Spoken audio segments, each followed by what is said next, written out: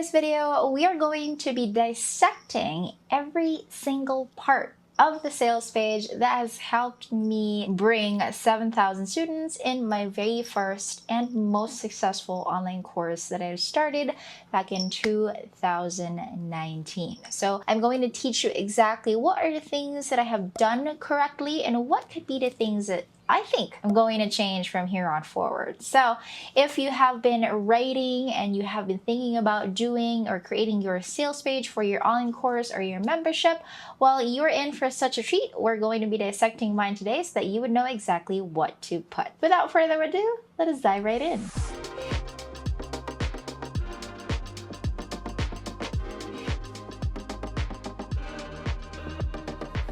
Folks, I'm going to put my eyeglasses on because I'm a nerdy kid like that and I cannot see from afar. We are here at the sales page of Create and Rise Academy, which is my course for freelancers. So if you're going to take a look, first glance, it's super extra. So it doesn't really need to be like that. Disclaimer, this is a personal preference. You're probably wondering, there are so many animations to it. It's very colorful. It's like Merry Christmas. That is what.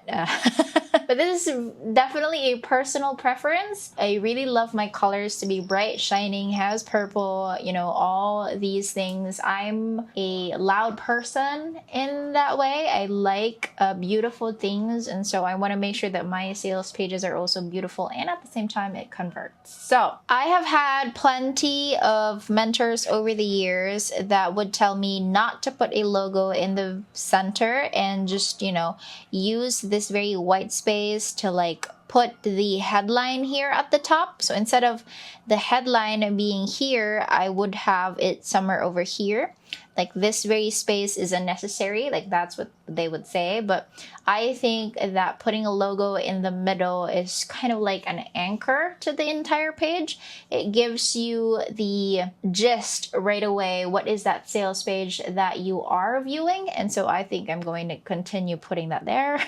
And so my usual format is that left would be the headline with a call to action button and right would be the photo, or vice versa. So sometimes I exchange these two things. So sometimes my photo is over here and sometimes my headline is over here. It doesn't really matter as much, but as long as your headline is very clear in that it says what it's supposed to say and it's not very vague. That's one of the things that you might want to consider when you are creating your very own copy, is that you want to make sure that there is the niche over here. It's about freelancing. What is the course going to be about? What is the membership site going to be about? So that's super helpful. When I'm writing my very own copy, most of the time I use pain than desires more. So I think about what would be the most painful situation that my client avatar is having right now, and I use that as fuel to the copy that I'm writing. I'm not really a master in terms of copywriting.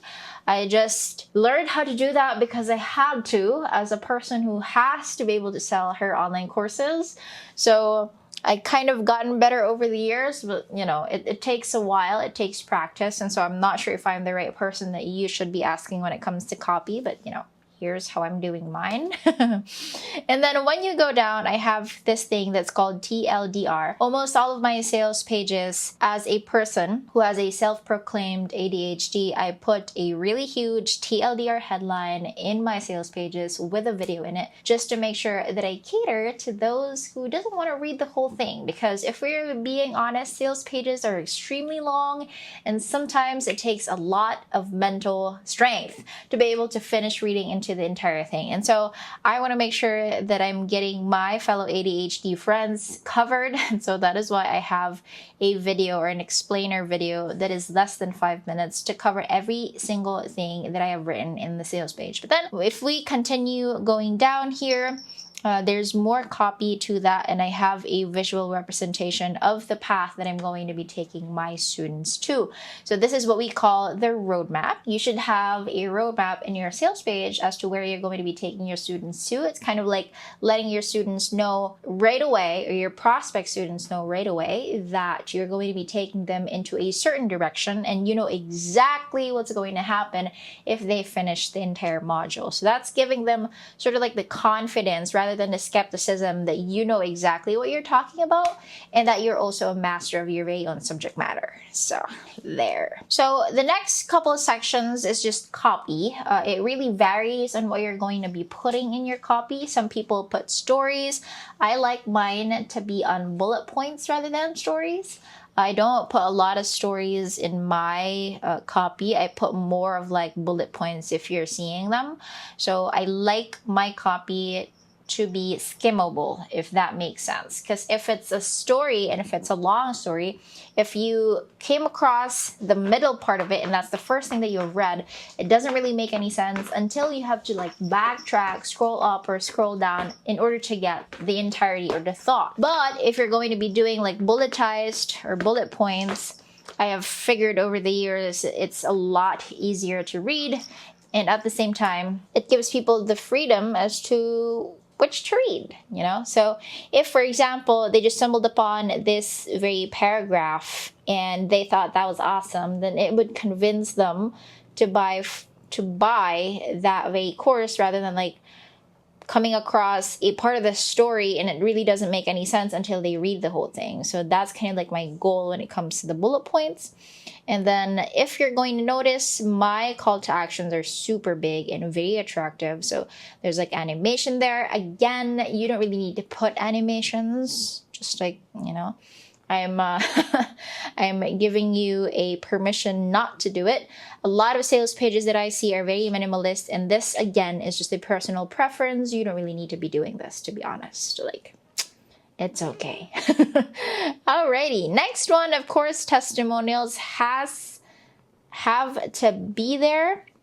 So written testimonials, photos of your students, and then your testimonials also, so that your students would know that you walk the talk. And then here is the part where I'm telling my story, but if you're going to see, those are just two sections. So there's section 1 over here, and then section 2. Those are just two sections that I have stories, because again, we're going to come back to the bullet points and photos. So I make sure that it's spread out, so that if you're going to be reading this very paragraph, okay, you get the gist right away. And then if you're going to see this paragraph, you get the gist right away. It's a bio, you know, all these things. And then at this part, I'm already talking about the parts of, or the features of the course. And because the entire course is a huge signature course, there's so many features to it, we also made sure that the information is just sweet, short, and simple. And then there are just a couple of, you know, photos that are also very pleasing to the eyes to get the gist as to what that very feature looks like. If you have observed, I also have here a couple of mock-ups, a visual representation of what those features are. So the thing with us online course creators is that we don't really have tangible things inside our course. It's more of like intangible, it's digital product. And so it helps your student imagine what they're going to get if you have a visual representation of what your features look like. So if it's an audio, you may want a CD that looks like that. If it's a swipe file, then you might want like a small pamphlet looking thing as a mock-up, and you put that inside your sales page. That would definitely be helpful. And of course, don't forget your FAQs as much as possible. You take note of the common questions that your students ask you or they message you about, and you make sure you put that in the FAQs, although I cannot assure you that all of your students are going to be reading them, but at the very least, for those that do, they have a section that can get their questions answered. And then at the bottommost part, I also have a super detailed step-by-step process on how to enroll if you need it, just so they wouldn't get confused as to what to do and they don't need guidance on you anymore because you already have a detailed instruction inside your sales page. So there you have it, folks. That is the format of the sales page that has helped bring me 7,000 students over the past 5 years. Now, one of your questions probably is, okay, that was like the format or the structure. How do I deal with copy, which consists of most of what's inside the sales page? Now, let me give you a couple of tips and advice that I have used over the years. So one of the things that I do is, as much as possible, you really focus on, like what I've mentioned earlier, the pain that your ideal client avatar is currently facing. You double down on that, and as much as possible, you write that in 5 different ways, or if you can write it in 10 different ways, then the better. And then you start inserting each of that piece into your sales page and you spread it out so that they get reminded every single time that that is the pain that they are experiencing right now. You reiterate exactly that their current position is not doing them well. And so that is what you're going to use to fuel you or to persuade them to buy your product or service. Okay? One of the most cliche copywriting techniques that I've heard over the years is talk about the benefits, not the features. And when it comes to sales pages, most especially if it's an online course, you really need a balance between the two. You can talk about the benefits first, and then once you feel like you have written a copy that has convinced them really, really well, then you can start talking about the features. There is no way that your sales page has to always talk about the benefits, but they are still obscure about what are the features that they're going to get, or the bonuses, or the things like that that they're going to get if they're going to enroll. So you really have to have a balance between the two, not so much just all benefits that it gives a vague imagery of what they're going to get, but at the same time, make sure that there are the crisp, short, juicy, accurate descriptions of each feature that is included in your offer. Now, the gist of it all, ladies and gentlemen, isn't really the sales page, if you're going to ask me. It's actually the offer. How good or how awesome as a solution is your online course? Does it solve a problem directly, or is it full of fluff and theory? So one of the things that you might want to consider is that before you create your sales page, you have to double down on what you are offering. You can't just keep on talking about theories in your lessons. You have to talk about the step-by-step actionable items that they have to take in order to get them closer to the goal that they want and you have promised them to.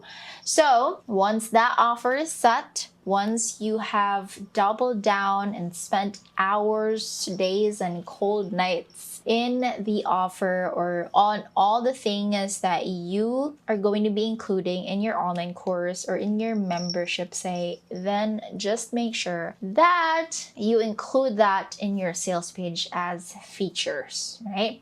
And just make sure that all of the things that you have put in there actually helps them move forward rather than just putting random things, as long as it increases the number of the things that they're getting once they have purchased. So that's complete no-no. Okay, so just make sure that all the features that are there doesn't need to be plenty, but are definitely valuable. Okay, so hopefully this video has helped you craft your sales page, and it gives you the idea that you have to double down more on your offer and not on your sales page. But of course, once you start writing your very own, well, you also need these pointers that can help you craft a sales page to the maximum impact. So there you have it, folks. I hope that this has been helpful, and I'll see you in the next one.